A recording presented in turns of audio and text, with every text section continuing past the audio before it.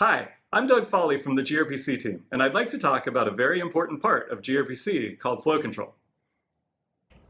Flow control is a system that ensures senders and receivers of data can operate at the same rate to protect both sides from unnecessary buffering or running out of memory. And one important note before we get started. Normally in gRPC we talk about clients and servers. In this talk, I'll be talking about senders and receivers instead, which could be either clients sending requests to servers or servers sending responses to clients. In an ideal system, a sender sends data to a receiver, and the receiver processes the data before the sender sends the next bit of data. If the production of data happens at the same rate or slower than its consumption, then this works perfectly.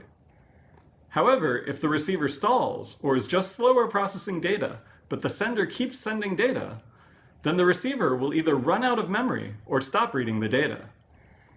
If the sender keeps trying to send data after the receiver stops reading, then the sending application will buffer the data until it runs out of memory. So how does flow control stop this kind of problem? Flow control provides feedback to the sender as the receiver consumes the data being sent. The sending application uses this feedback to block when the receiver is full, enabling it to perform other tasks instead. This is often called pushback because the receiver is pushing back against the sender. Let's go back to our example. With flow control, instead of this occurring, the sender uses a signal to know whether the receiver is able to handle more data. If the receiver isn't ready, the sender simply stops sending or producing data. How this works in gRPC depends on the language you are using. In Go, receivers automatically create pushback when not receiving. Send calls are blocking and will automatically block to cause pushback from the receiver to propagate to the application. In Java, receivers can block in onNext to create pushback and prevent more messages from being delivered. But if you don't want to block the thread in your onNext handler, you can disable auto request and manually control message delivery instead.